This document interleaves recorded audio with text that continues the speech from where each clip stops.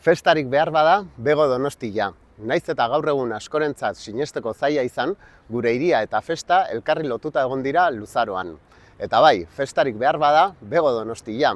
Jose Vicente Etxegarairen festara bertso sortan asaltzen diren hauek ere, 1853an kantatu ziren lehen aldiz, astelen inaute eguerdiz. Eta hain zuzen ere, inauteriei buruz ariko gera gaur, heraldeak bideo sortaren bigarren saio honetan. Inauteriak ere antzinatik daude Donostiari lotuta. Juan Antonio Anterok 1758 urteko pasarte batean berri ematen digu. Kontatzen duenez, Jose Francisco de Isla jesuitak Donostiarren jai gustuen aurkako predikua egin zuen orduko hartan. 40 horas izenburuko sermoian, Donostiarrek inauterietako egunetan agertzen zuten frenesiaren kontra mintzatu zen. Eta zehazkiago, gentilek egiten zituzten jai bakanalak eta Donostiakoak parekatu zituen. Egia esan, kristau erlijioa eta inauterien arteko borroka aspaldikoa da. Eta hau erraz ulertzen da inauterien jatorrizko izaerari erreparatzen diogunean.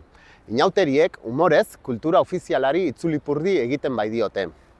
Inauteriak mundu sozial hierarkizatua iraultzen du alderantzizko mundu batean bihurtzeko. Eta hori egiten du irudi autoritarioak, aristokratikoak, erlijiosoak edo familiarrak barregarri utziz, irudi horien funtzio berbera betetzen duten pertsonaia parodikoen bidez. Horrela, inudea apaiz bihurtzen da, langile alkate eta eskalea errege. Festa zerbait bada eta esangabe doa inauteria, gizarte bakoitzaren balio eta antolaketa moldeen isla da, bere egutegi, erritu eta aktore sortarekin. Adibidez, 19. mendeko Donostiako hiri inauterien konpartsak ohikoan gremioen edo lanbideen arabera antolatuak zeuden.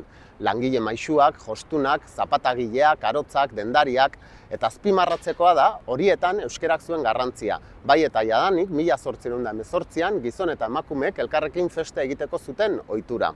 Eta hona hemen bitxikeria bat, agur esan aurretik.